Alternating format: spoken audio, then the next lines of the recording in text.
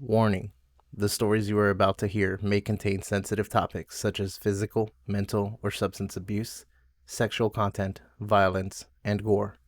These stories are fiction and do not reflect any person or entity. Listener discretion is advised.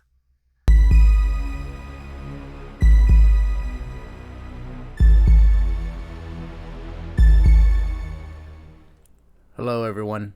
I'm Bruhdriguez, and welcome to the Moonlit Hour. In tonight's story, when vengeance takes over the mind, then murder is inevitable, and no one is the real victim. What will you do when the legend of the Ripper is born?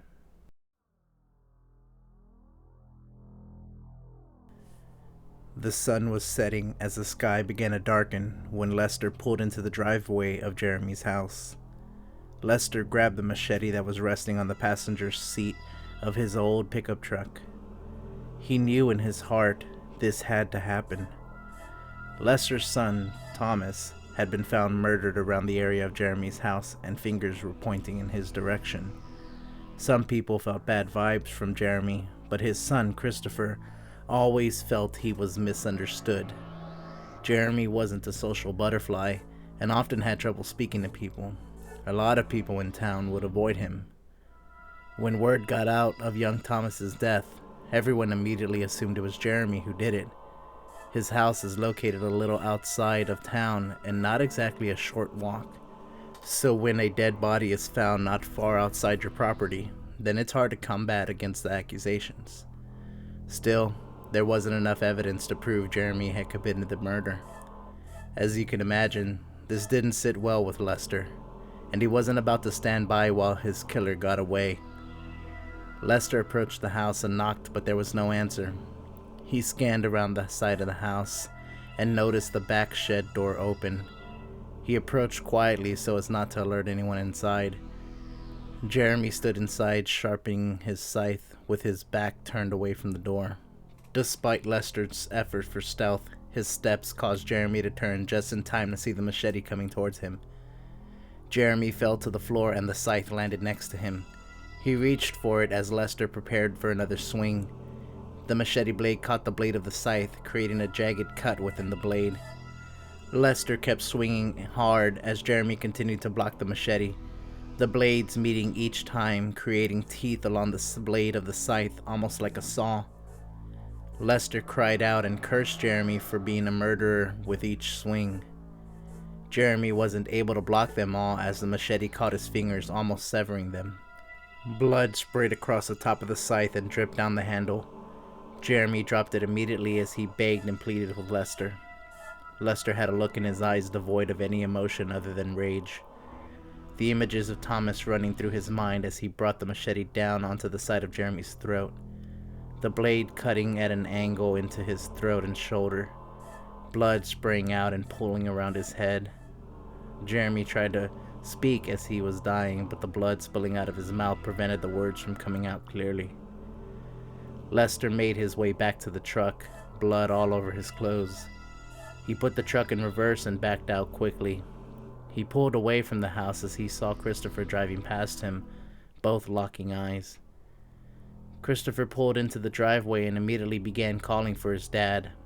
He unlocked the front door, and after a thorough search of the house, he decided to head out back. He discovered the gruesome scene of his dead dad in the tool shed with the machete still in his throat. Anger began to overtake Christopher as he knew the only culprit was Lester.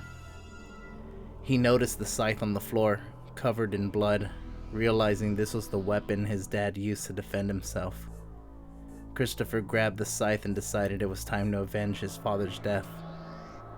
He went upstairs in the house and looked for something that would conceal his identity as much as possible. In his dad's room, he found an old leather jacket that was beaten and worn. It had a hood, perfect for covering his face. He grabbed it and put it on before heading to Lester's house. Christopher parked a little ways down the road from Lester's house to avoid alerting anyone nearby.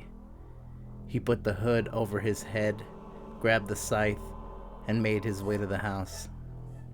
Christopher made his way around to the back of the house. He didn't want to risk Lester being in the living room and noticing him right away.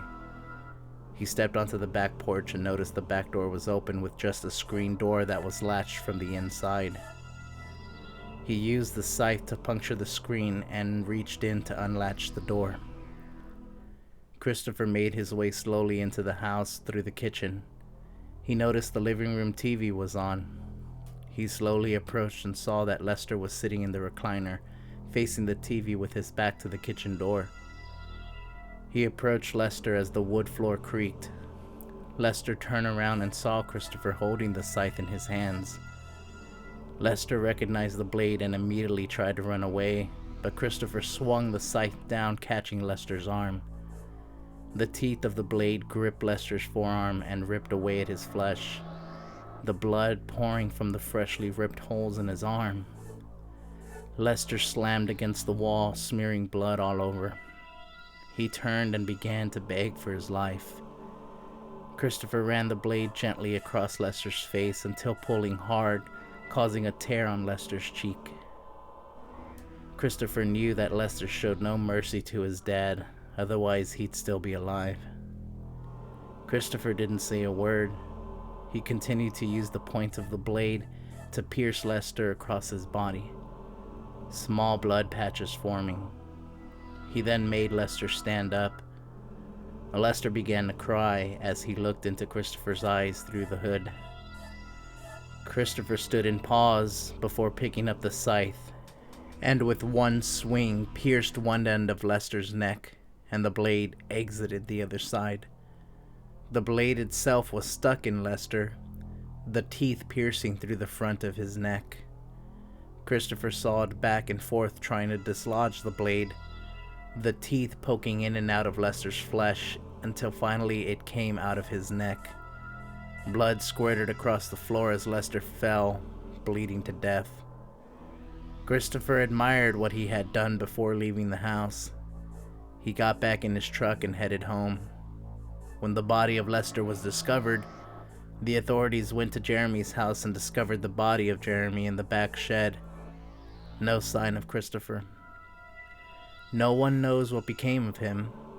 People claim that he killed himself deep in the woods after what he had done, and still haunts the house.